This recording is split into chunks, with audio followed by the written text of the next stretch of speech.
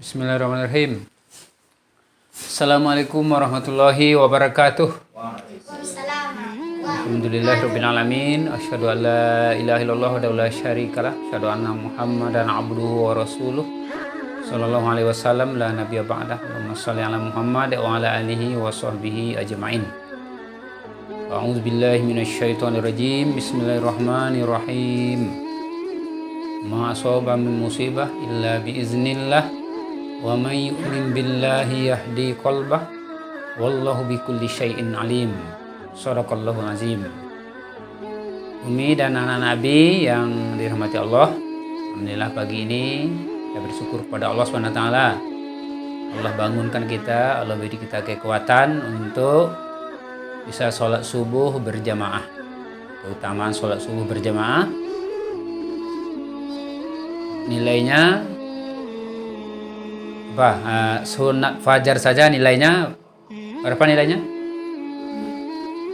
Khairu minad dunya wa fihima.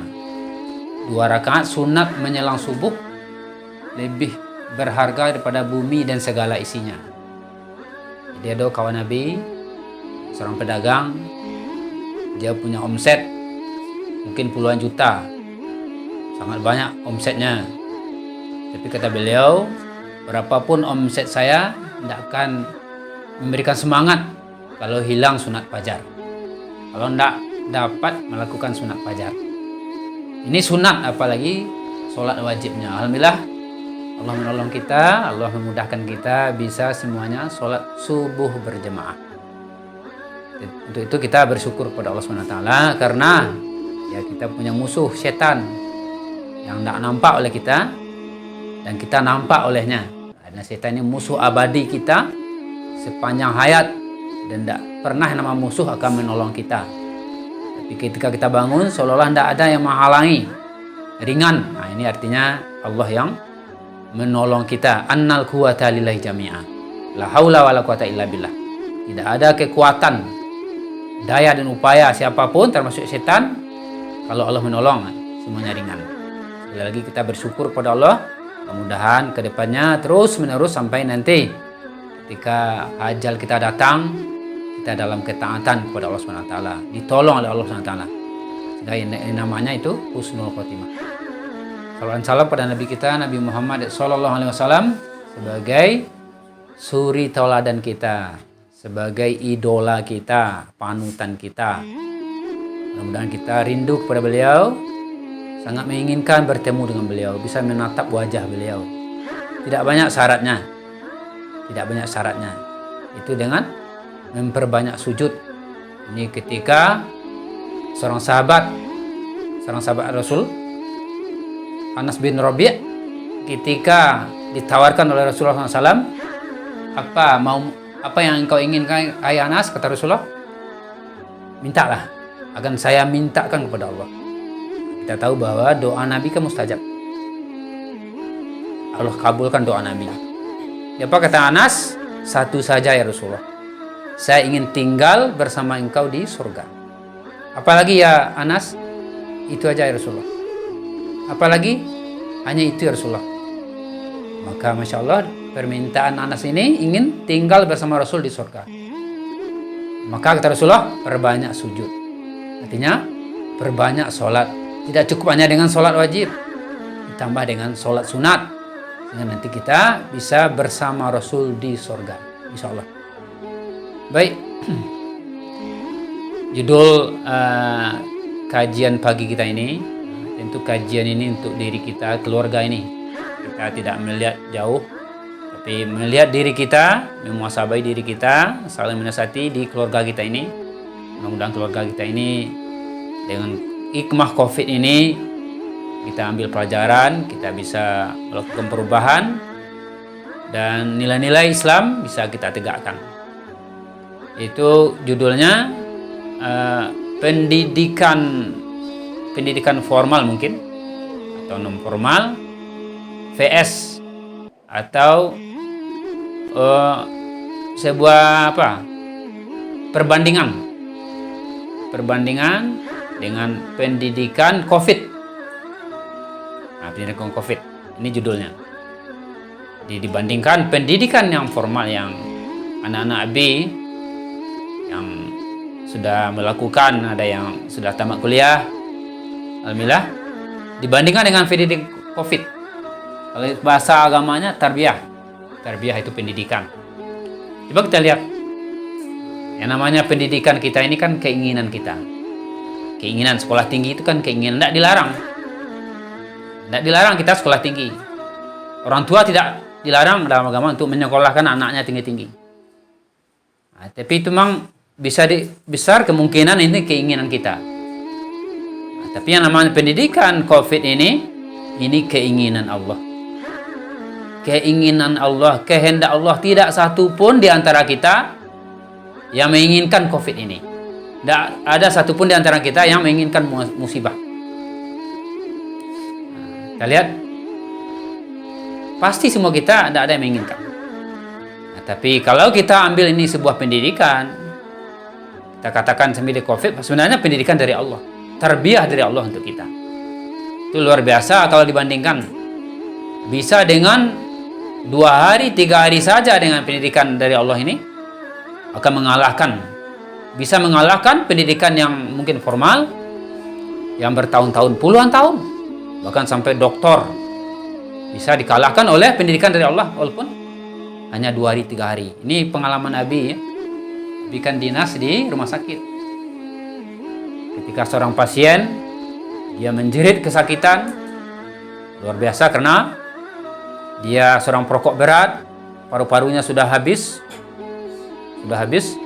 bertahun-tahun, puluhan tahun merokok, dan dirawat di bagian paru, seorang Bukit Kanduang. Karena ini ada kebaikannya maka kita sebutkan. Kalau yang buruk tidak boleh. Boleh kita menyebutkan keburukan orang. Tapi ini sebuah pelajaran. Dia menjerit. Lalu kita tanya, Abi tanya, ada sholat? Alhamdulillah diakui dengan jujur. Ini dalam agama ini jujur ini membuka kebaikan. Rasul jujur mengantarkan kepada kebaikan. Kebaikan mengantarkan kepada sorga. Kalau dusta itu mengantar kepada keburukan. Keburukan mengantar kepada neraka. Bahkan Allah berulang-ulang di dalam Al-Quran. Surat Al-Mursalat. Wailul lil mukadzibin. Celakalah orang yang berbohong, orang yang berdusta. Jadi pasien tadi dia mengakui dengan jujur bahwa sudah puluhan tahun tidak sholat. Maka ditawarkan dia untuk sholat. Mau dia pasang infus, pasang oksigen. Lalu diajarkan karena ada agama ini mudah. Yang penting ada keinginan. Yang namanya taubat itu tidak menunggu besok, karena tidak ada jaminan sampai besok. Akhirnya dia dituntun untuk sholatkan tayamum saja kalau sakit. Masya Allah, kita ikuti. Siap sholat langsung tenang dia. Tenang. Langsung berubah. Hatinya berubah. Karena ketika kita tidak sholat, karena meninggalkan sholat adalah dosa. Dosa kecil saja kata Rasul itu menempel bintik hitam di hati kita. Apalagi dosa meninggalkan sholat. Maka dia sholat, Masya Allah, langsung berubah, langsung tenang dia. Allah katakan ala bizikrillah tatma'innul qulub.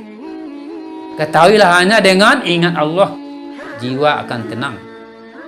Cara mengingat Allah, wa aqimis sholah li zikri. Sholat diantara cara mengingat Allah, langsung tenang. Maka bisa dipastikan seorang pasien, kita siapapun, kalau tidak sholat, jiwanya tidak akan tenang. Jiwanya akan berkecamuk, galau. Ini sudah dipastikan karena Al-Quran sudah memberitahu bahwa kalau tidak sholat berarti berdosa besar. Berdosa besar. Nah, ini kenyataannya, langsung tenang jiwanya. Dan besoknya dia, alhamdulillah sempat sholat 5 kali. Besoknya ajalnya datang. Sebenarnya ajalnya akan datang juga. Tapi Allah pilih dia. Allah berikan tarbiyah pada dia. Allah berikan musibah. Artinya Allah berikan pendidikan 1 hari. Menjadi apa dia? Karena dia sholat, akhir hayatnya hidupnya sholat, taubat, ketika meninggal dia senyum. Pengakuan sopir ambulan mengantarkan jenazahnya itu harum jenazahnya. Kenapa dia senyum? Karena orang kalau sudah taubat dia bukannya diampuni dosanya oleh Allah, tapi dicintai oleh Allah. Innallaha yuhibbut tawwabin. Dicintai oleh Allah. Kenapa senyum dia nyala meninggal? Karena ketika dia sudah sholat, lalu dia jaga sholatnya, berarti dia istiqomah. Bagaimana orang istiqomah kata Allah? Innallazina qalu rabbunallah summa istaqamu tatanazzalu alaihimul malaikah. Siapa yang istiqomah, dia menyatakan Rabbnya Allah. Apa itu Rabb? Rabb pengatur. Dia mau diatur oleh Allah. Sehingga sholat ini aturan Allah. Dia sholat. Tapi dia istiqomah menjelang besoknya. Walaupun baru tobat, tapi istiqomah. Istiqomah yang penting. Lalu apa kata Allah? Tatanazzalu alaihimul malaikah. Turun malaikat padanya. Ketika ajalnya datang, apa kata malaikat? Alla takhafu wa la tahzanu. Kamu jangan sedih, jangan khawatir. Dosamu dihapus oleh Allah. Wa bisiru bil jannah, diperlihatkan sorga. Dinampakkan sorga. Malaikat maut.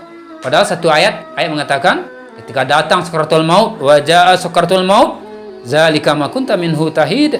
Ketika datang sakaratul maut, orang ingin lari daripadanya karena ketakutan. Tapi kenapa ini senyum? Ketika datang sakaratul maut, dia dalam keadaan diperlihatkan sorga oleh Allah, kenikmatan sorga. Bagaimana kenikmatan sorga? Seindah-indahnya tempat, taman, rumah di dunia ini. Senikmat-nikmatnya makanan di dunia ini. Kalau ada makanan paling nikmat, ada pemandangan paling indah, maka 100 kali itu lagi indah. Itu yang Allah tontonkan, Allah perlihatkan. Lalu nyawanya dicabut, maka dia tersenyum. Ini Masya Allah. Jadi satu hari saja dirawat, pendidikan dari Allah, karena tidak ada orang yang menginginkan sakit dapat musibah. Tapi ini kehendak Allah.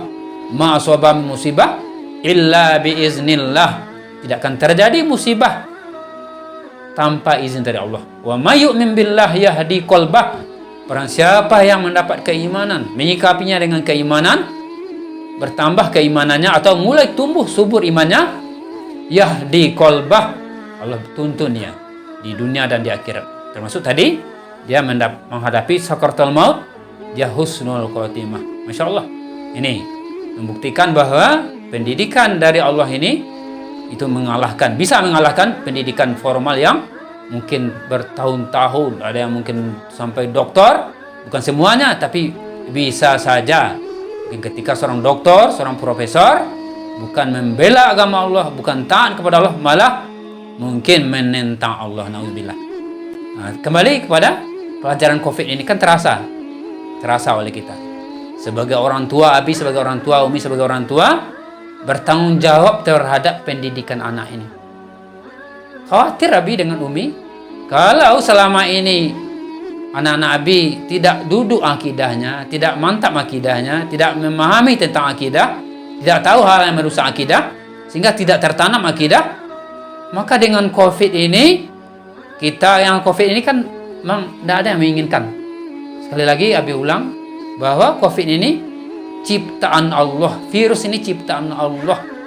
Dan bagi kami dengan Umi, sekali lagi Abi tegaskan bahwa Abi dan Umi sepakat sebuah keinginan besar bahwa sudah cukup membahagiakan Umi dan Abi, walaupun kalian tidak sekolah tinggi, tidak punya harta yang banyak, sekalipun orang termiskin di dunia, ini Kak Abi tegaskan.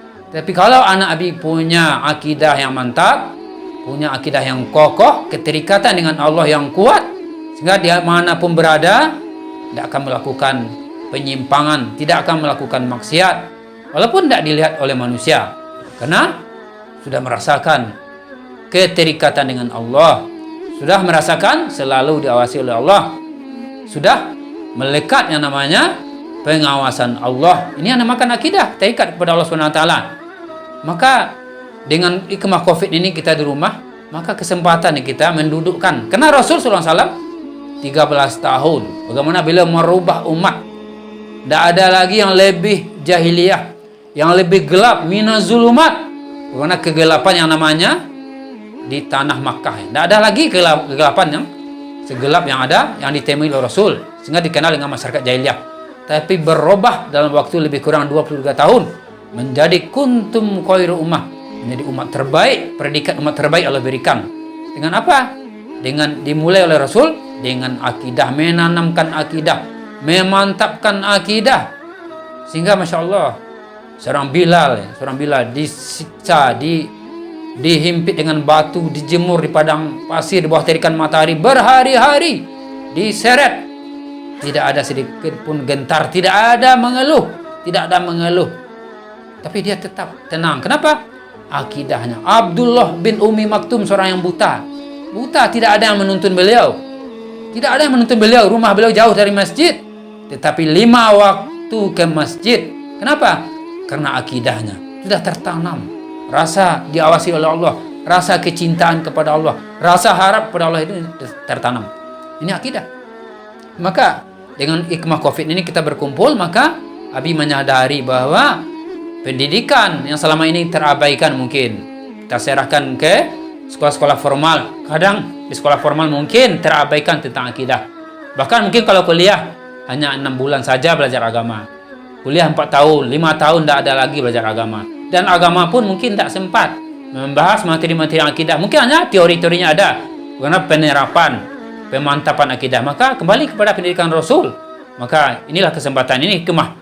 Sehingga nanti Masya Allah bisa kita harapkan anak-anak Abi, anak-anak Umi betul dengan hikmah Covid ini kita keluar dari Covid ini berlalu, anak-anak Abi sudah punya akidah, mantap akidah, sehingga nanti mungkin ada lagi yang mungkin ke sekolah merantau, maka tidak ada lagi kekhawatiran dengan akidah yang mantap.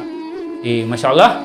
Maka kembali kepada judul tadi, bahwa pendidikan dari Allah, pendidikan Covid, karena Covid ini dari Allah, bisa saja mengalahkan pendidikan yang bertahun-tahun. Kalau pendidikan dari Allah ini kita sikapi, kita ambil bagian, itu orang tua, karena orang tua ini bertanggung jawab terhadap pendidikan anak, dan dasar pendidikan anak ini untuk berubahnya anak itu dengan akidah. Akidah ini tanggung jawab, sehingga Muaz bin Jabal diangkat oleh Rasul sebagai gubernur, ditancapkan yang nama tugas, diamanahkan. Apa tugas pertama Muaz sebagai gubernur? Ajarkan kepada mereka kalimat syahadat, kemudian suruh mereka sholat. Jadi artinya untuk merubah, untuk menjalankan tugas sebagai pemimpin. Kalau Abi sebagai pemimpin rumah tangga, maka tugas pertama mengajarkan syahadat, dan syahadat ini merupakan dasar akidah. Demikian, wallahu alam. Assalamualaikum warahmatullahi wabarakatuh.